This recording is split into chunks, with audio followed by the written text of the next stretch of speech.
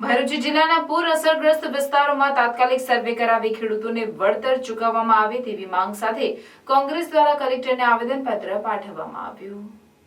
ભરૂચ જિલ્લામાં આવેલ તાલુકા જેવા કે જંબુસર, આમોદ, વાલિયા, હાંસોટ, નેત્રંગ તેમજ અન્ય તાલુકાના પૂરગ્રસ્ત વિસ્તારના લોકોને નુકસાનીનું વળતર આપવાની માંગ સાથે જિલ્લા કોંગ્રેસ પ્રમુખ રાજેન્દ્રસિંહ રાણાની આગેવાનીમાં કોંગ્રેસ કાર્યકરો દ્વારા કલેક્ટર કચેરી ખાતે સૂત્રોચ્ચાર કરી આવેદનપત્ર પાઠવવામાં આવ્યો હતો, જેમાં જણાવવામાં આવ્યું હતું કે જંબુસર તાલુકાના ખાનપુર, ગુંઢળ, મંગણાદ, બોજાદરા, અણખી, જાફરપુરા તથા જંબુસર તાલુકાના અન્ય ગામોમાં મુશળધાર વરસાદ થવાથી ખેતીમાં પારાવાર નુકસાન થયું છે।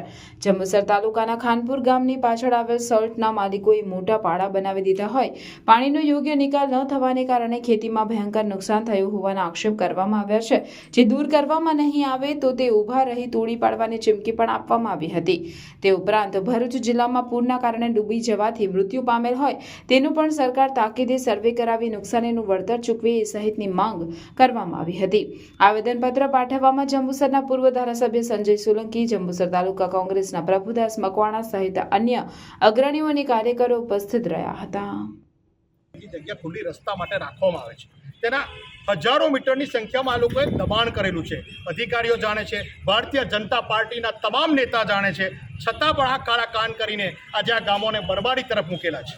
આજે જેનું દબાણ કરેલું છે, સુપર સોલ્ટ મારા ખાનપુર ગામના આગેવાનો ત્યાં રજૂઆત કરે, કંઈક કરવા જાય, સુપર સોલ્ટના આગેવાનો પોલીસ લઈને આવે। પોલીસને બી કહું છું કે શાનમાં રહેજો, માપમાં રહેજો, કોઈ આગેવાન પર એફઆઈઆર કરવાની નથી।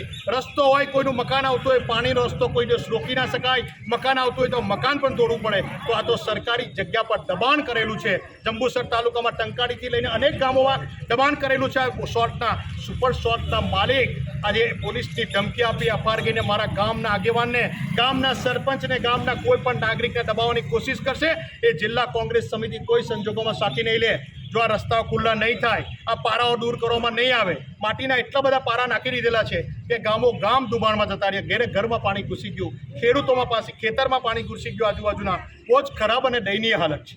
ત્યારે તાત્કાલિક ધોરણે રસ્તા ખોલાવવા માટે આ કરવામાં આવે, નહીં કરે અમે ગાંધીજી જેમ અત્યાર સુધી કરતા હતા, એક ગાલ ધરીને બીજા ગાલે મારતા હતા, પણ આજે અમે જિલ્લા કોંગ્રેસ સમિતિ ખાનપુર અને જંબુસરના અન્ય ગામો સાથે, જિલ્લાના ખેડૂતો સાથે છે, અમે જાતે ઉભા રહીને પાડો તોડાવીશું। એ સુપર સોલ્ટ વાળાને કહું છું કે તું કેટલી એફઆઈઆર કરવાનો, પોલીસ કેટલી એફઆઈઆર ખોટી કરશે, અમે કોઈનાથી ડરવાના નથી, પણ જે સરકારી દબાણ છે અને જે ગામને નુકસાન છે કોઈ સંજોગોમાં સાખી લેવામાં નહીં આવે।